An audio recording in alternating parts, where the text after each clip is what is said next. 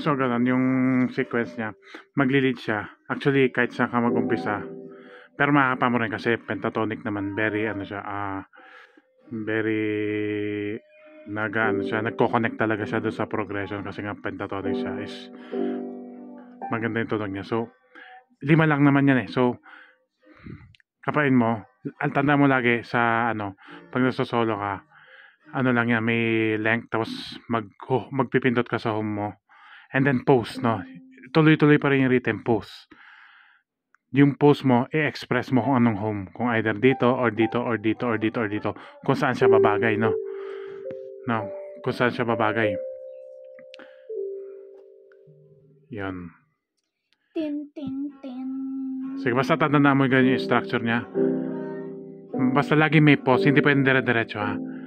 Yung pause niya, yun yung expression mo kung saan home. Ngayon, kung ano man napili mo home, tingnan mo kung maganda.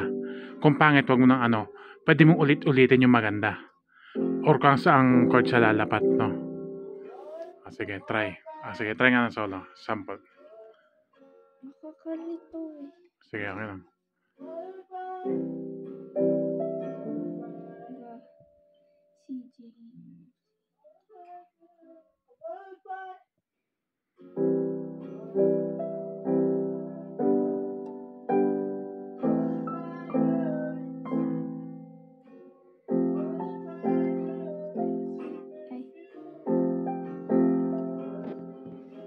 Kaingay kasi ni Pakito eh. Sige, teka. Sara na niya. Sige. Ganito. Maganda pagkatay mo yung kanta. Kantay mo siya. May connect mo sa solo mo. Sige, game. Start. Dire-diretso. Okay. Go.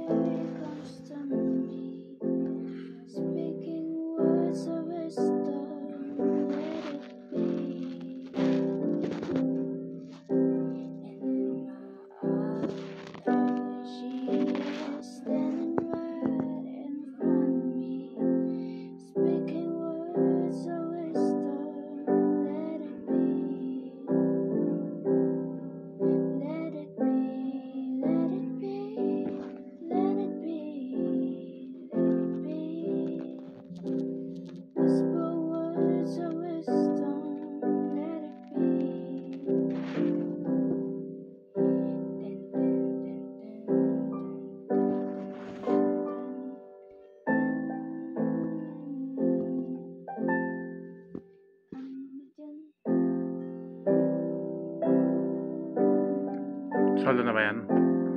Okay. No. Just try. Okay, sige. Sige, pwede mo i-recta na sa solo. Let it be, let it be, let it be, let it be. There will be an answer. Let it be. Let it be, let it be, let it be, let it be. Whisper words of wisdom. Let it be.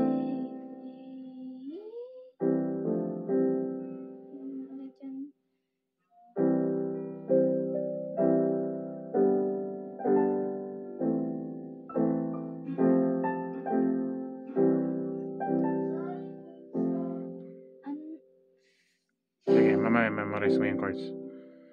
Para hindi ka titingin. Mafe-feel mo siya mabuti. Hindi madidivide yung isip mo.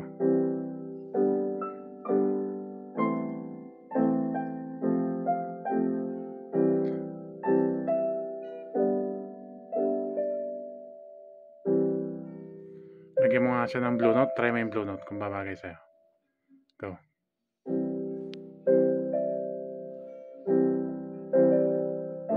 Ay.